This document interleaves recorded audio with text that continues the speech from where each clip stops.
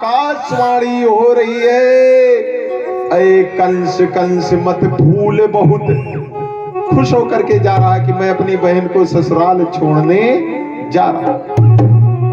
आकाशवाणी हो रही कि ये कंस कंस मत भूल बहुत, ये फूल तुम्हें कुम्हलाएगा।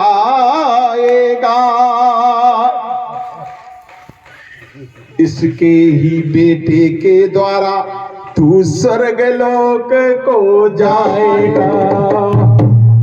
आकाशवाणी हुई कि जिस बहन को तू इतने लाड से पहुंचाने जा रहा है, इसी के 8वें गर्भ से तेरा काल, इसके 8वें गर्भ में तेरा काल छुपा।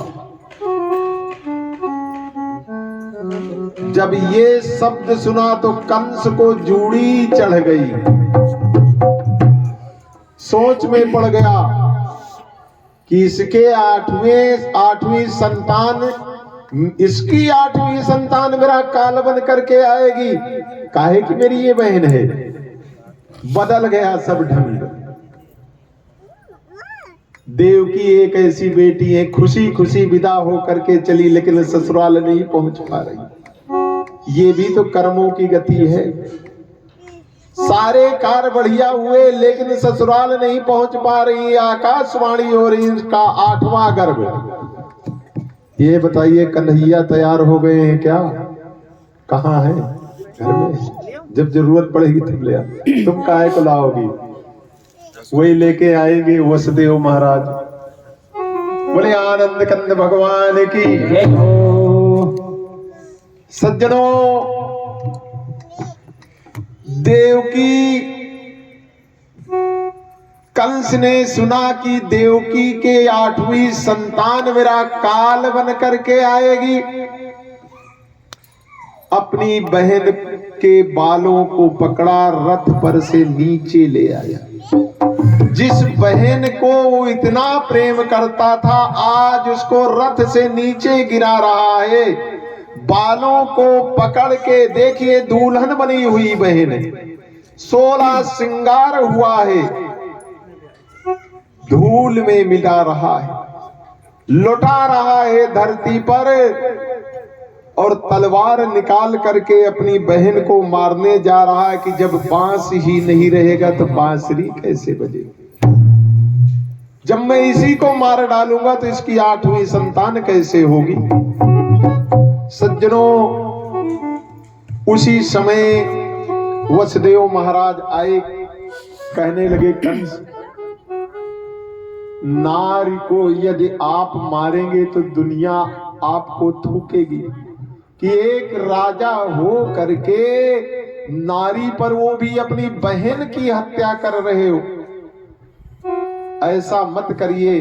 कंस ने कहा यही करूंगा, इसकी 8वीं संतान मेरा काल बन करके आएगी। वसुदेव महाराज ने कहा आप और कुछ दंड दे दीजिए। यदि आपको ये डर ही है तो मैं वचन देता हूं, 8वीं की तो बात छोड़िए, जितनी भी संतानें होंगी मैं एक एक करके सब तुम्हें दे दूंगा, सारी संतानों को दे दूंगा। वसुदेव महाराज ज्ञानी थे, उनकी बात समझ में आई।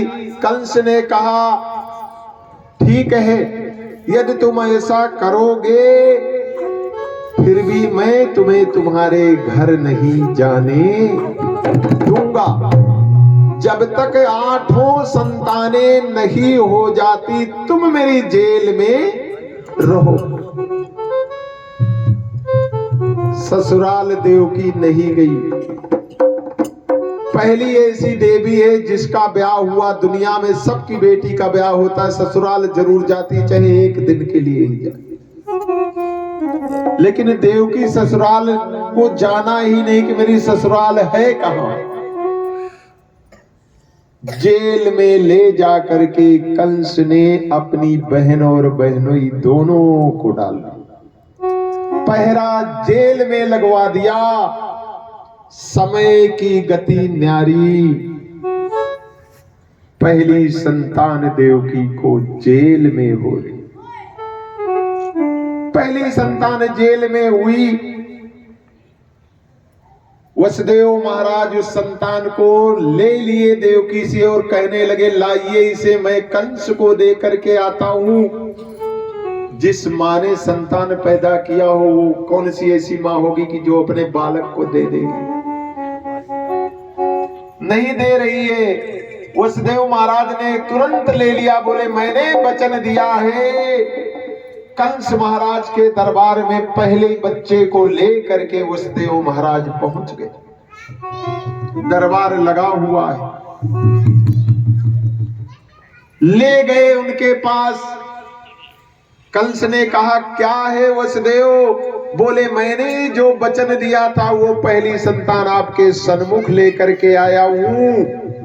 कंस महाराज कहने लगे, तुमने मुझे कसाई समझ रखा है। देखिए मति बदल गई। कहने लगे, क्या तुमने मुझको कसाई समझ रखा है? डर तो मुझे 8वीं से है, ले जाओ, इससे मुझे क्या डर है? वसुदेव महाराज ने परमात्मा को धन्यवाद दिया, अपने बच्चे का मुख चुम्बन करते हुए वहां से चले। जैसे ही गेट के बाहर निकले, नारद महाराज आ रहे। बोलिए आनंद कंद भगवान की। 2 बार नारद के नाम का उच्चारण करेंगे। नारद क्या कहते थे हमेशा? श्रीमन नारायण नारायण नारायण, श्रीमन नारायण नारायण नारायण, श्रीमन नारायण नारायण नारायण, ओ भजमन नारायण नारायण नारायण, भजमन नारायण नारायण नारायण, ओ भजमन नारायण नारायण नारायण, भजमन नारायण नारायण नारायण, श्रीमन नारायण नारायण नारायण, श्रीमन नारायण नारायण नारायण, श्रीमन नारायण नारायण नारायण। बोलिए आनंद कंद भगवान के जय हो, भागवत महापुराण की जय हो। सज्जनों